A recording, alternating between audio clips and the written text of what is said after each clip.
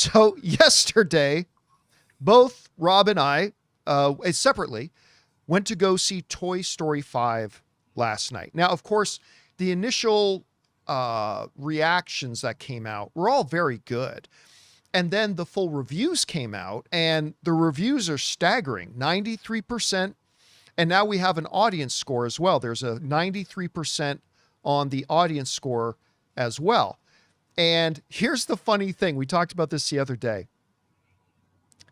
At 93%, 93%, which most film franchises never get one film that high. Toy Story 5 is officially the lowest critic score. The lowest critic score of all the Toy Story movies at 93%, which is crazy. So I obviously went in to go watch it with a great deal of interest to see how well the film would turn out. And I got to say, I put up my out of theater reaction yesterday on this. I thoroughly enjoyed the film. Now, I also said when I came out, no, I don't think it's as good as Toy Story 3. All right. It's like Toy Story 3 to me is still the best of the Toy Story movies. And I'm not sure yet where I would rank it, whether I'd rank it above Toy Story 1 and 2, in the middle of Toy Story 1 and 2, under both Toy Story 1 and 2. I'm not sure how I would rank it yet. I need more time to digest it when it comes to Toy Stories 1 and 2, but I definitely think it's better than Toy Story 4, which I very much enjoyed. Like, I enjoyed Toy Story 4, but I do think it's the weakest of the Toy Story movies. And you know what's funny about it is that I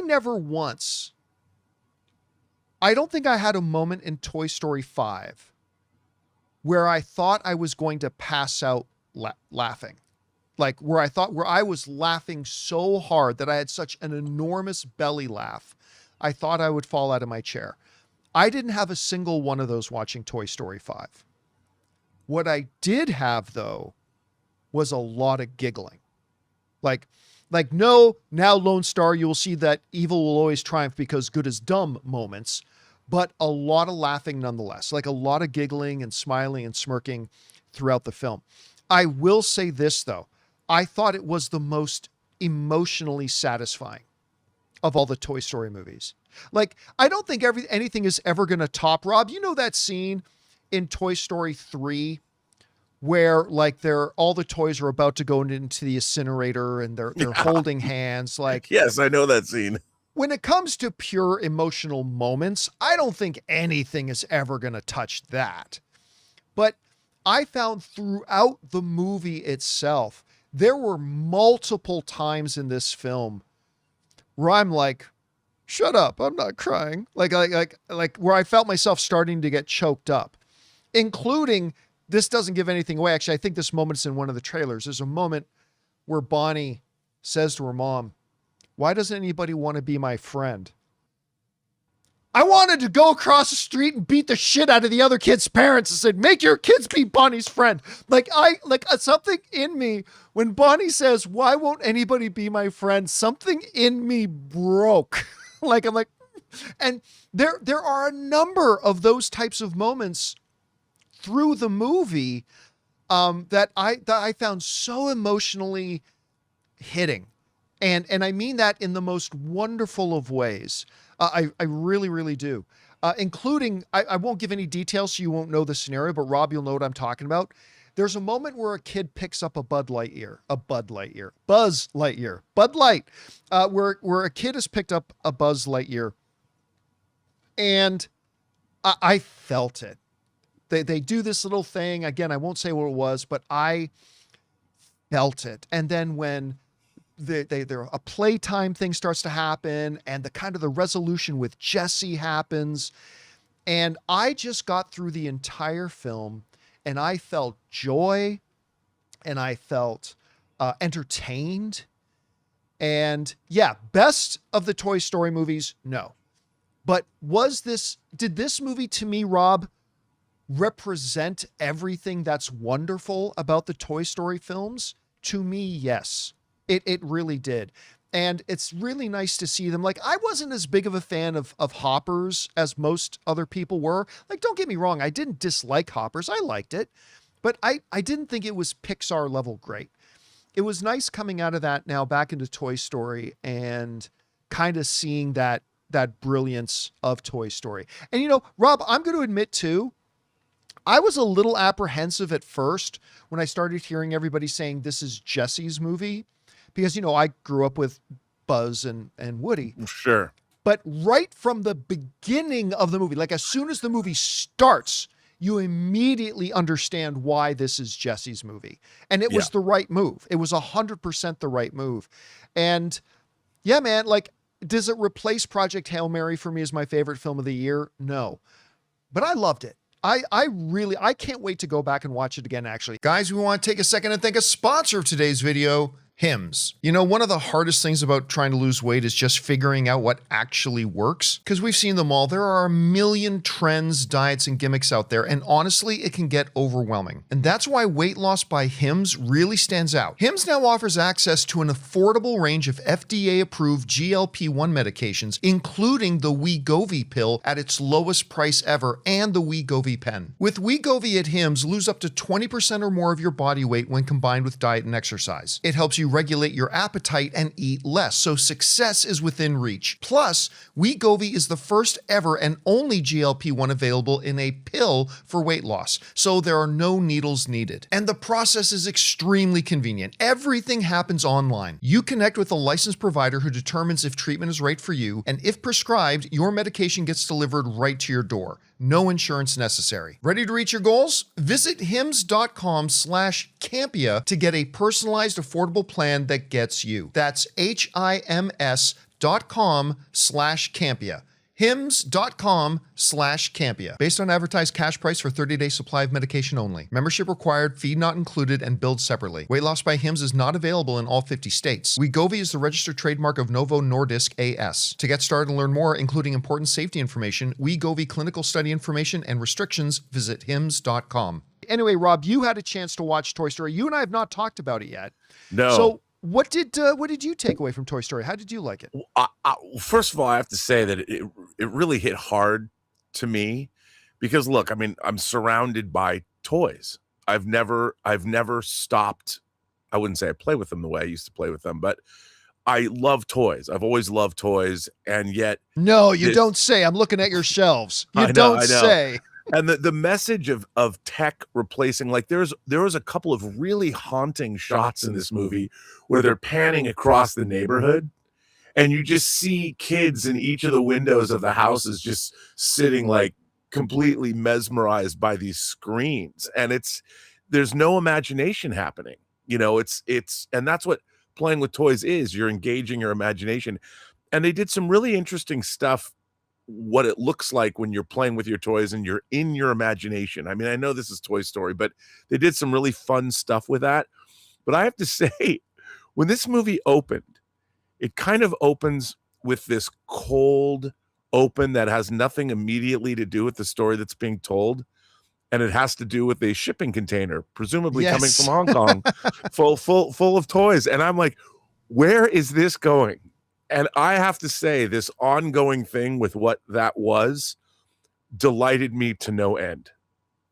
And there is a moment where Buzz, the original Buzz, our Buzz, plays into this and is necessary. And I just thought this movie was so clever. And I was really caught up in the emotion of it all, and I really understood why they, like you said, they made it more of Jessie's story. But I really think they incorporated Buzz and Woody in the film quite well. I just wish, what my only criticism of the movie was there's a couple of great new characters. Yeah. The Conan O'Brien character was Smarty out of control. Pants. But when you find out what Smarty Pants is, I mean, it was absolute genius. But I did miss a couple of our older characters, the older pantheon of toys. They didn't play as much of a role as I might have liked, but that's a minor criticism. But I was like you, I was chuckling, and I did get choked up near the end of the movie. Oh, You know, I got choked up near the end of the movie, and then this ongoing thing with what I don't want to ruin it for anybody, but this ongoing thing with what happens in the container from with that the fell off the with ship. the elements of the container. The yeah. elements of the container, that was my favorite thing. The way it escalated and how it just kept evolving. And I just thought that was I don't know who came up with that one, but that was the greatest thing ever. I couldn't get enough of that. And it was so, you know, by the end of the movie, I was touched.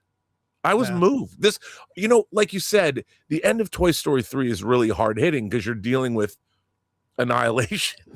But this movie I really personally identified with it, you know, and in terms of I felt a very everything about this movie connected with me sort of on a very personal level, which I didn't expect. And I just sat there entranced and delighted by the whole film. And I was the ending, I was like, wait, no, give me some more. When it was over, I was delighted by it, and I was moved by it, and it hit hard for me. You know what's funny? So many people, including you, and I read so many people going into the movie saying, "Oh my God, Smarty Pants steals the movie." I'm going to be honest, I was not as enamored with Smarty Pants, the Conan O'Brien character. I didn't dislike him. I'm just saying I wasn't at all as enamored with Smarty Pants as a lot of other people were. Although I will say this, you know how there's a lot of this in the trailers. Whenever, you know, one of the kids is playing with the toys, you kind of go into fantasy mode. Yeah, I love that. As one of the kids is playing with Smarty Pants, they go into fantasy mode, and all of a sudden Smarty Pants has Conan O'Brien's hair. Yeah. And I'm like, okay, that I laughed out loud. I thought that was pretty damn funny. I have to say that I was unfamiliar when the movie last night. I was too old to have a Smarty Pants. And once when I saw what it was in the movie, I'm like, wait a minute, is this real? and I had to, because I lived in apparently the caveman era, so I never had a Smarty Pants.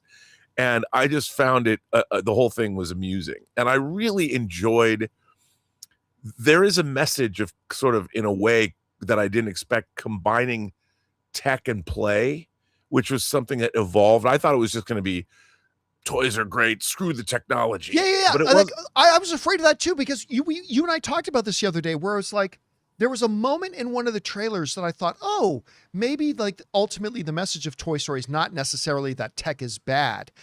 And I really appreciated coming out of it that, yeah, that like it's the message of the movie is not that toys good, tech bad. Right. That ultimately wasn't the message of the movie. And I really appreciated the nuance they found in that and how to make that work. And again, they found a way to also make it touching. So I really appreciated that myself. I did too. Anyway, guys, question is for you. Did you have a chance to see Toy Story 5 so far? If so, what did you think? I don't think it's nearly the best of the Toy Story movies, but it is worthy of the Toy Story name. I thought it represented all the things that are great about Toy Story movies myself. What did you think about it? Whatever you guys think, jump down into the comment section below and let us know your thoughts. Hey guys, thanks so much for watching this video. Make sure you like the video, leave a comment, and subscribe to our channel. And don't forget, we have a daily podcast called the John Campea Show Podcast, available on Apple Podcasts, Spotify, or your favorite podcasting app of choice. Go and subscribe to it today so it'll be there when you need it.